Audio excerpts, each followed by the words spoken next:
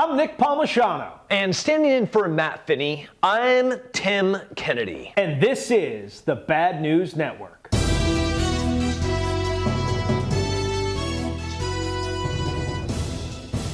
On Monday, Iran announced a new batch of centrifuges to accelerate uranium enrichment. This is in direct opposition to the 2015 agreement that the United States recently walked out of. This has all been snowballing since Iran was hit with crippling sanctions from the United States that have really hurt the oil industry. The new IR-6 machines can refine uranium 10 times faster than previous models. Iran is claiming that they have 60 IR-6s currently operating. However, Iran remains far short of the 90% enrichment level necessary for bomb-grade uranium. The United States, in response, has intensified its sanctions, essentially reducing Iran's exports by 80%. This will probably end well. Tragedy struck in the Sonora Mountains of Mexico as 9 U.S. citizens were murdered and burned in their car. The family, a small offshoot of a Mormon subsect living in Mexico, had possibly been identified as a rival group to the cartels. Or they might have just been executed because they were complaining. This small group of U.S. citizens had spoken out against the cartels and the drug violence in the area, asking for looser gun laws because their members needed to be able to protect themselves. The region where the attack took place is disputed grounds between two rival criminal groups. One is the Sinaloa Cartel and the other is the La Linea Cartel, which is linked to the Juarez Cartel. In 2009, a family member and anti-violence activist, Benjamin LeBaron, was murdered after speaking out against the cartel who had kidnapped his brother for a ransom of $1 million. These attacks have led many Americans to calling for more response to the cartels in Mexico. And we here at BNN are looking forward to the playing out of Sicario 2.1. This week, China has stated that they've reached an agreement with the United States to begin rolling back and ultimately ending tariffs between the two countries. And there was much rejoicing. As the conditions of each phase of rollbacks are met, a tariff is removed, and this is going to allow for a more controlled negotiation process between the two countries. This commitment marks the first time the United States has agreed to remove any of its $360 billion in tariffs from China.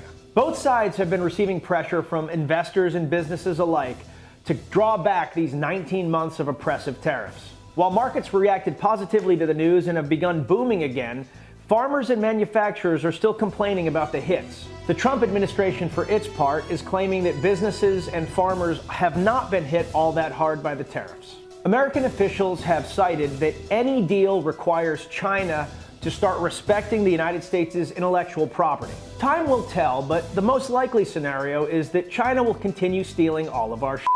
Anyway, for now, there's a trade deal and we can all breathe easy. This just in. President Trump said there's no trade deal yet. President Trump was at a campaign rally in Louisiana this week. There he bashed whistleblower attorney Mark Zaid. This occurred after it was revealed that Zaid had tweeted about the beginning of a coup against the president back in 2017.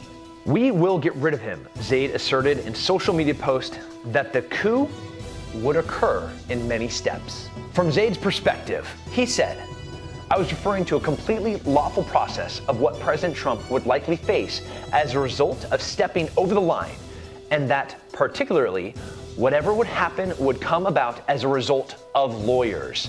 That's the kind of coup he meant. You keep using the word. I don't think it means what you think it means. Subhash Yadav of the Wanpara district of India died today after trying to eat 50 eggs in one sitting. After eating 41 eggs, he collapsed and was pronounced dead hours later from overeating. This all ensued when Yadav accompanied a friend to a market, and they began arguing about how many eggs each other could eat. A bet was placed, and this was the result. Family members initially refused to say anything about the incident, but his dad came out and said, "Rumor has it that he was doing an excellent job. However, in the end, he yoked." The Mexican police officer that arrested El Chapo's son in a raid in Mexico was murdered after being shot 155 times. Authorities claim that the 30-year-old Eduardo N. had gone to a shopping mall where another car came up and parked next to him. 3 men exited and shot him at close range. Friends of Jeffrey Epstein, however, assert that it was in fact suicide. North Korea's foreign ministry has come out and said that upcoming Air Force exercises between South Korea and the United States essentially amount to an act of war. This statement comes out a week before negotiations are supposed to take place between the United States and North Korea.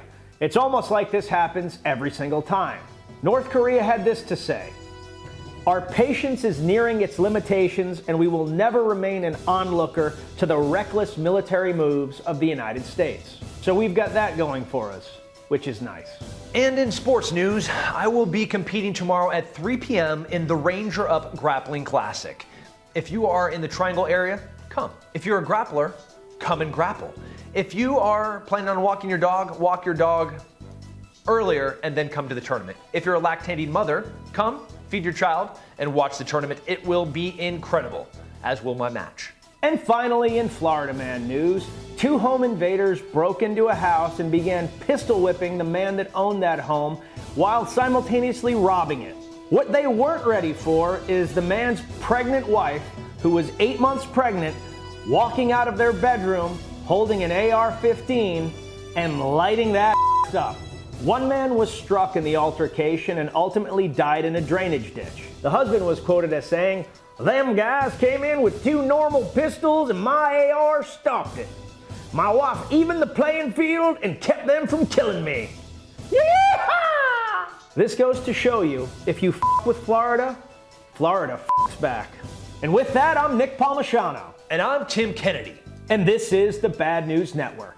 Our news is at least as bad as the news you're getting already, and if you're in the Triangle area, you better come to Chapel Hill, North Carolina, Chapel Hill High School for the Ranger Up Grappling Classic, Saturday morning.